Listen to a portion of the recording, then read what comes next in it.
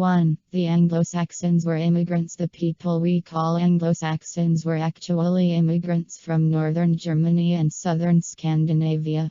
Bede, a monk from Northumbria writing some centuries later, says that they were from some of the most powerful and warlike tribes in Germany. Bede names 3 of these tribes: the Angles, Saxons, and Jutes. There were probably many other peoples who set out for Britain in the early 5th century, however. Batavians, Franks, and Frisians are known to have made the sea crossing to the stricken province of Britannia. The collapse of the Roman Empire was one of the greatest catastrophes in history. Britain, or Britannia, had never been entirely subdued by the Romans. In the far north, what they called Caledonia, modern Scotland, there were tribes who defied the Romans, especially the Picts. The Romans built a great barrier, Hadrian's Wall, to keep them out of the civilized and prosperous part of Britain. As soon as Roman power began to wane, these defenses were degraded, and in AD 367 the Picts smashed through them. Gildas, a British historian, says that Saxon warbands were hired to defend Britain when the Roman army had left. So the Anglo-Saxons were invited immigrants, according to this theory, a bit like the immigrants from the former colonies of the British Empire in the period after 1945. 2. The Anglo-Saxons murdered their hosts at a conference. Britain was under sustained attack from the Picts in the north and the Irish in the west. The British appointed a headman, Vortigern, whose name may actually be a title meaning just that, to act as a kind of national dictator.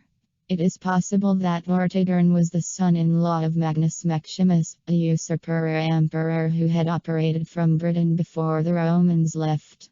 Vortigern's recruitment of the Saxons ended in disaster for Britain. At a conference between the nobles of the Britons and Anglo-Saxons, likely in AD 472, although some sources say AD 463, the latter suddenly produced concealed knives and stabbed their opposite numbers from Britain in the back. Vortigern was deliberately spared in this treachery of the long knives, but was forced to cede large parts of southeastern Britain to them. Vortigern was now a powerless puppet of the Saxons.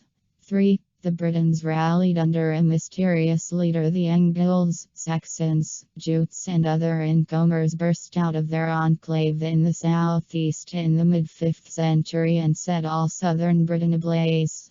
Gildas, our closest witness, says that in this emergency a new British leader emerged, called Ambrosius Raelianus, in the late 440s and early 450s. It has been postulated that Ambrosius was from the rich villa economy around Gloucestershire, but we simply do not know for sure. Amesbury in Wiltshire is named after him and may have been his campaign headquarters.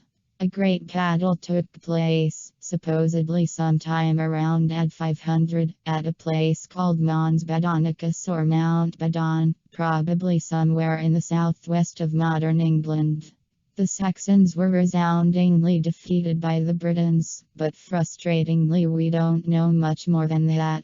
A later Welsh source says that the victor was Arthur, but it was written down hundreds of years after the event, when it may have become contaminated by later folk myths of such a person.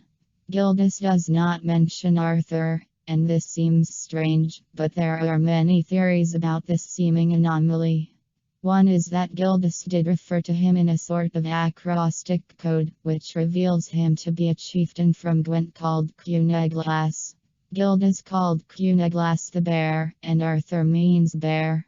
Nevertheless, for the time being the Anglo-Saxon advance had been checked by someone, possibly Arthur. 4. 7 Anglo-Saxon kingdoms emerged. England as a country did not come into existence for hundreds of years after the Anglo-Saxons arrived. Instead, 7 major kingdoms were carved out of the conquered areas.